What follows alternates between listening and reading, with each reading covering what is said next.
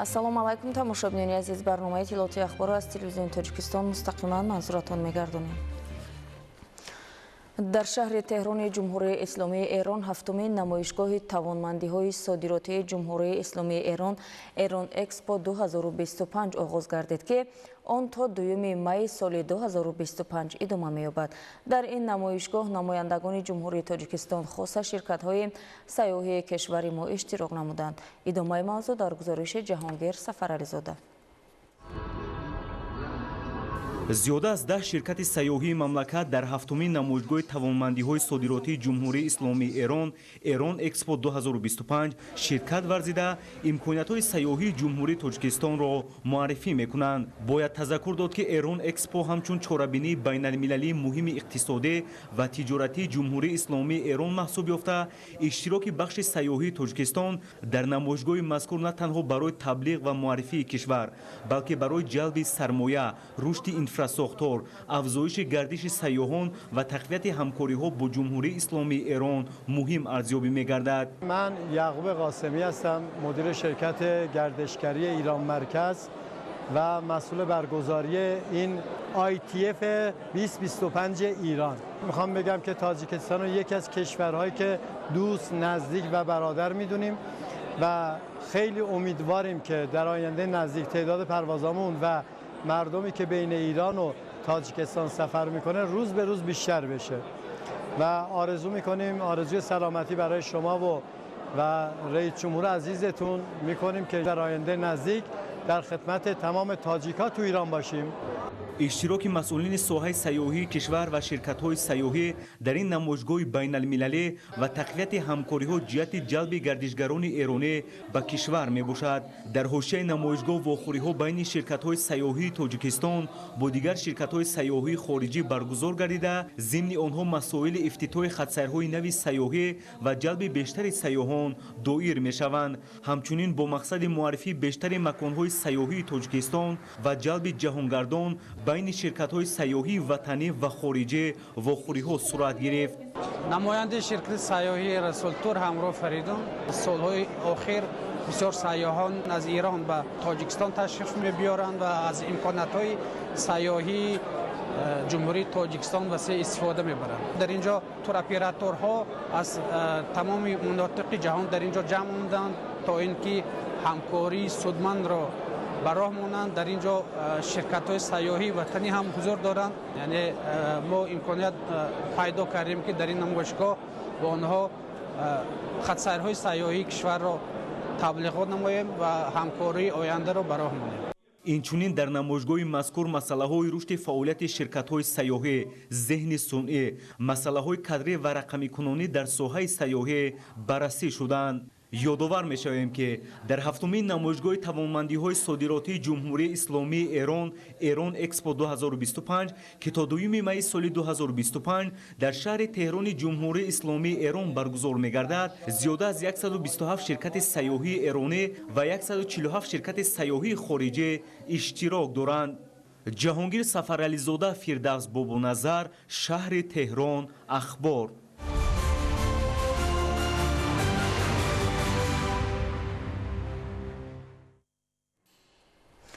давоми чанд соли охир анҷоми корҳои созандагӣ ва бунёди садҳо иншооти гуногун таъинот дар ноҳияи Абдурахмони Ҷомид дар самти ҳалли масъалаҳои иҷтимоию истеҳсолӣ, хизматрасонӣ ва дар маҷмӯъ баҳри беҳдошти сатҳи рӯзгори сокинон мусоидат намуда истодааст. бахшида ба ҷашни 35-солагии истиқлоли давлатӣ дар ин ноҳия бунёду аз навсозии 211 иншоот ба нақша гирифта шудааст ки марҳила ба марҳила мавриди баҳрабардорӣ қарор дода мешавад. исмоили соҳибназарён ва мусои Нурмуҳаммад гузориш медиҳад. طبق نقشه چاربینی‌های حکومت جمهوری تاجیکستان در سمت آبادانی و سازندگی بخشیده به جشن 35 سالگی استقلالیت دولتی در ناحیه عبدالرحمن جامی از جانب مقامات محلی در همکاری با ساکنان و صاحبکاران اقدام‌های زیادی بنیادکاری راه اندازی کرده شده، مرحله به مرحله انفراساختار کار و خدمترسانی مکمل و به طلبات زمان جوابگو گردانیده می شود. موافق با اطلاع مسئولین بخش معماری و شهرسازی تا تجلیل جشن 35 سالگی استقلال دولتی، تعمیر و ازنوسازی و بنیاد 211 انشاءات گوناگون تعینات به نقشه گرفته شده تا به امروز زیاده از 120 انشاءات ساخته مورد استفاده و بهره برداری قرار داده شده. در دیگر انشاءات بنیاد شونده کارهای ساختمانی موافق مقصد ادامه دارد. بنا و انشاءات بنیاد شونده اساساً ساحه‌های معارف و تندرستی، صناعت، فرهنگ و ورزش، سودا و خدمترسانی، خانه‌های استقامتی، تعمیر و منفرش‌کنی راه‌های ماشینگرد و چراغان و سفالک‌پوش گردانیدن کوچه و راهروها و دیگر سمت و ساحه‌هایی که برای تامین شرایط خوب کار و زندگی ساکنان مساعدت می‌کند عبارت میباشد. در ناحیه عبدالرحمن جامی 211 عدد انشاءات‌ها به نقشه گرفته شده است. عین حال 150 عدد آن مورد استفاده قرار داده شده. در باقی مانده ساختمان‌ها با مرام ادامه دارد.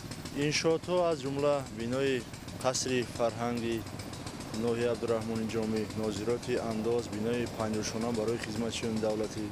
بخصوص در روند کارهای آبادانی و سازندگی بهر فراهمسازی شرایط مساعد تعلیم و تربیت نسل نورس، بناهای نوی تعلیمی و در نزد مؤسسه‌های احتیاج داشته صنفخانه‌های علاوگی ساخته مورد بهره برداری قرار داده می‌شوند. بنابر سبب آنه که در مؤسسه ما تعداد خواننده‌ها بنیهایت زیاد بودنش اقدام گرفتیم با مسئولین ده که مؤسسه نو ساخته به استفاده دهیم.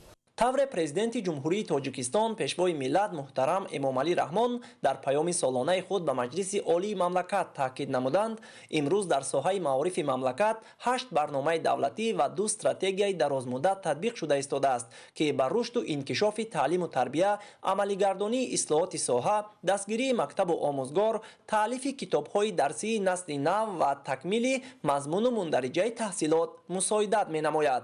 در سال تحصیل 2024 75 صنفخانه علاوگی مورد استفاده قرار داده شد و این اقدام ادامه دارد. در سال تحصیل 2025 در اساس نقشه چورابینی 65 صنفخانه علاوگی به نقشه گرفته شده است که تا جشن 35 سالگی مورد استفاده قرار داده می شود و در پیام پیشوای معظم ملت ارائه گردید در نزد دهه‌هایی که زیاده سطح خواجگی دارد بنیاد صنفخانه‌های علاوگی و مؤسسه‌های تا مکتبی به نقشه گرفته شود که در مدت 5 سال در ناحیه عبدالرحمن جامی با دستگیری مقامات اجرایی حکومت دولتی ناحیه عبدالرحمن جامی از 36 باغچه بچگانه به نقشه گرفته شده است که با باوری کامل گفته می‌توانیم در مدت مقرر گردیده ساخته به استفاده می شود. در ادامه چنین دستگیری‌های حکومت مملکت ساکنان و صاحبکاران ناحیه عبدالرحمن جامی نیز در روند باثبات کارهای سازندگی و آبادانی در برابر مبلغ‌های بودجه، برنامه‌های دولتی، لایحه‌های سرمایه‌گذاری، مقامات اجرایی حاکمیت دولتی ناحیه همچنین هوسمندی زیاد نشان داده برای در سطح بلند تجلیل نمودن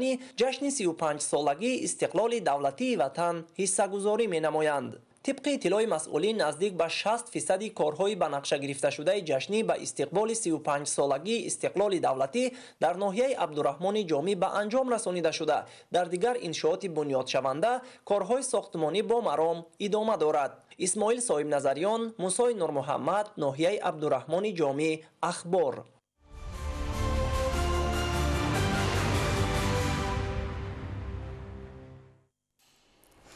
با مساعد آمدن وضع هوا ساکنان جماعت دهات به نام عبدی عوض ناحیه واسه در همه شکل‌های خواجگیداری کار را وسعت بخشیده با اجرای قاعده‌های مهم اگرتکنیکی کوشش دارند که حاصل فراوان به دست بیارند. ادامه موضوع در گزارش انورشاه سیدعلیزاده.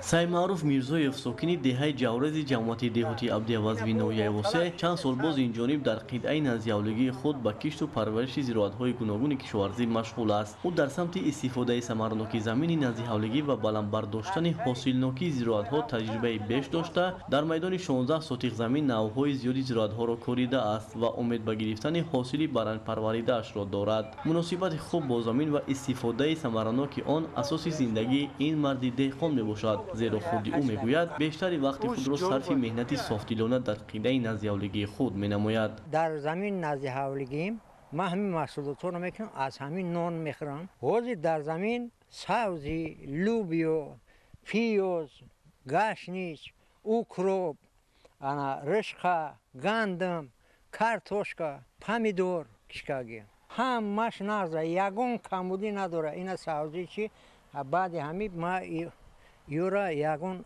او میتونم برای نشونامای خوب زراعت‌ها و فراوان حاصلی در برابر سری وقت آب دادن و تازه کردن زمین از علف‌های بیگانه اینچنین تدبیرهای پیشگیری از پهنشوی هر گونه حشرات ضرررسان از مسائل مهم دانسته می‌شود. با درک این تدبیرهای پیشگیری کننده در قطعه نزدیولگی سید معروف میرزایف سری وقت سامان داده می‌شود.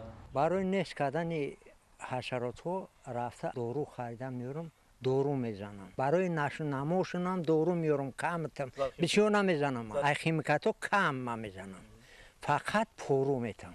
امروزها نشونامای زراعت‌های کشیده‌مانده این دهقانی اصیل خوب به چشم می‌رسند که به واسطه از زحمت صافت‌دلانه او شهادت می‌دهد. رویانیدن زیاده از سه حاصل زراعتی کشاورزی از هدف همیشگی این دهقانی پرتجربه به حساب رفته خوشبختانه در این سمت موفق هم می‌گردد. کرچکا کردن در بین کرچکا پامیدور کردم بعد کرچکا را گرفتم پامیدور بو در اوج میتره پامیدور را میگیرم بعد پامیدور بو چی میکنم جگوری میکنم بعد جگوری بو تیرامویی کرچکا تیرامویی میکنم سبزی تیرامویی میکنم لبو ایو میکنم تر 5-6 حاصل گرفتن ممکنه مهنت کنی همه چیزا میگیری احتیاج به بازار ندارم. در خواجگی‌های دهقانی و قطعه‌های نزدیولگی جماعت دهاتی ابدی وظیفه ناحیه واسه استفاده بری زمین و گرفتن زیاده از 2-3 حاصل از یک زمین به نظر رسیده زحمتکشان برای با محصولات تر و تازه تامین نمودن بازار استعمالی غنی گردانیدن بودجه عائله و ذخیره مواد غذایی پیوسته تدبیرهای سری وقتی میاندیشند. در حدود جماعت 2815 خواجگی زندگانی میکند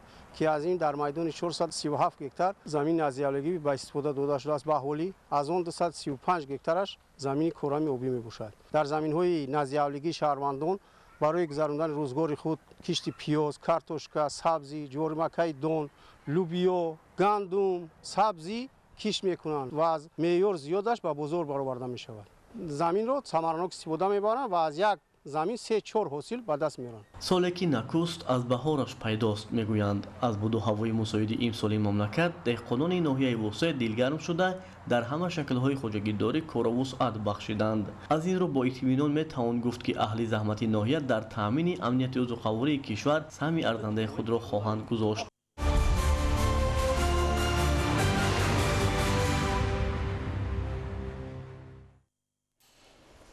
در ناحیه مسجد 12 مؤسسه تومکتبی با فراگیری 1401 نفر کودک فعالیت دارند. در این برابر طلبات به کودکستان سال از سال در ناحیه بیشتر گردیده شرایط مناسب تعلیم و تربیت تقاضا می شود. با اینوبت این مسئله با سهم صاحبکاران وطن دوست نقشه های عمل در سمت بنیاد مؤسسه های تومکتبی راه اندازی شده. برای باز 850 نفر کودک دیگر ساختمان کودکستان های معاصر ادامه دارد. گزارش محمود احمدزاده و دلشاد یوسفی. به معلومات رسمی در 64 گروه 12 مؤسسه‌های تومکتبی و 45 گروه تومکتبی مرکز انکشاف کودک نزد 35 مؤسسه‌های تعلیمی ناحیه مسجد 2501 نفر یا 19.24% کودکان و تعلیم و تربیت تومکتبی فرا گرفته شده طلبات به مؤسسه‌های تومکتبی در حدود ناحیه موجود میباشد. بهر کاهش دادن طلبات موجوده در محله گنج‌آباد جماعت دهاتی سوغدیان با مبلغ‌گذاری اداره ساختمان اساسی مقامات اجرایی حاکمیت دولتی ولایت سوغد ساختمان کودکستان زمانوی برای فراگیری 240 نفر کودکان به راه مانده شده حالا بناکاران مشغول کارهای ساختمانی میباشند. در نزد بینای مؤسسه تومکتبی رقم 4 جماعت دهاتی مسجد بینای علاهیده زمانوی کودکستان آغاز یافته است که از روی لایحه آینده برای فراگیری با 240 نفر کودکان پیش بینی شده است. حالا از جانب بناکاران کارهای ساختمانی ادامه داشته تا 15 نفر ساختمانچیان مشغول کار می باشند.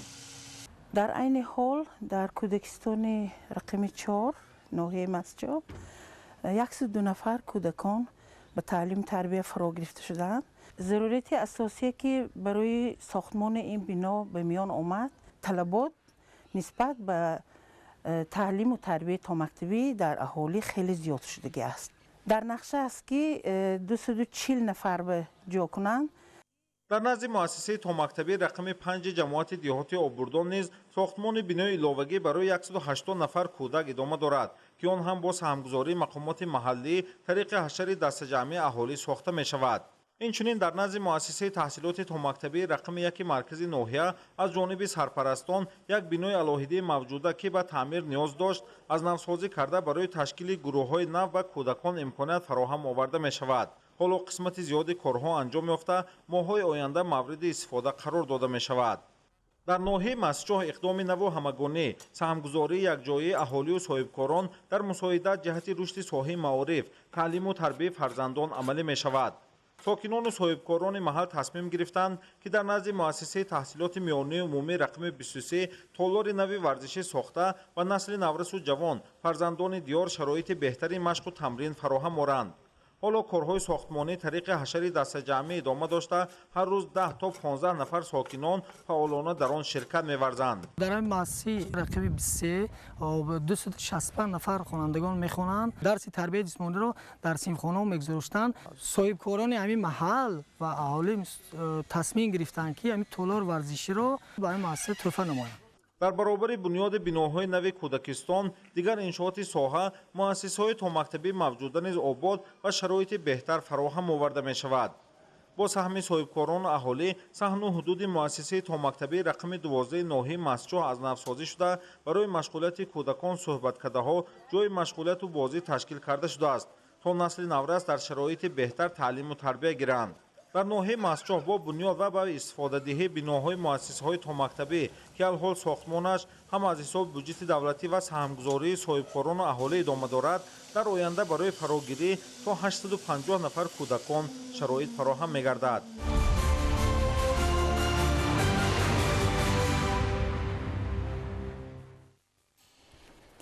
дар заминаи тадбирандешиҳои пайваста дар мамлакат сайёҳии дохилӣ таҳким ёфта хатсайрҳои нави сайёҳати худӣ ташкил ва амалан фаъолияти ширкатҳои сайёҳии ватанӣ вусъат дода мешавад.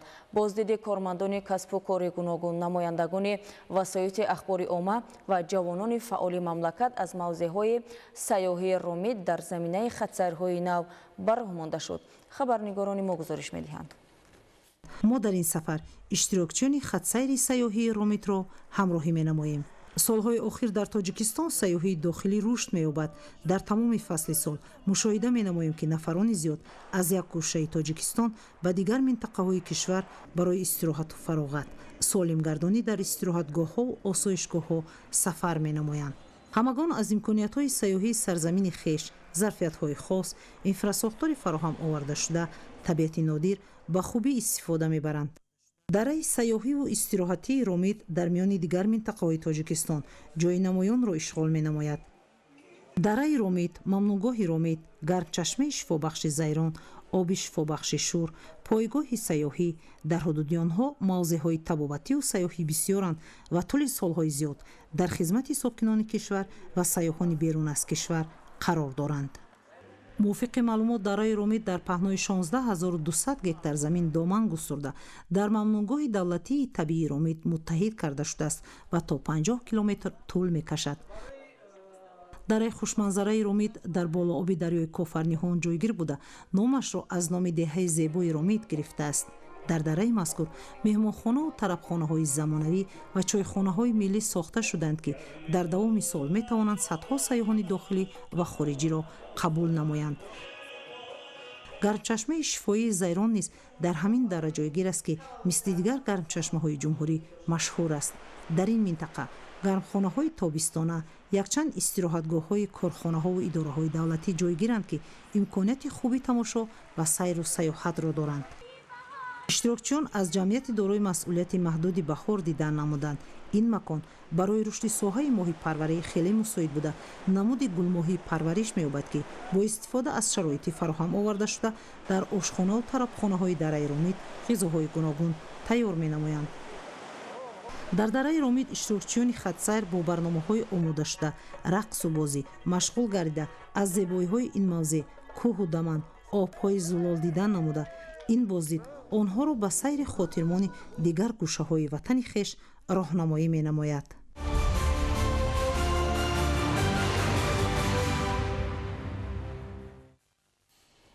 тамошобинини азиз, ин буд он ҳама хабару гузоришҳое ки то ин соат ба дасти мо расидан. мустақиман манзуратон гардонидем. хайр, саломат бошед.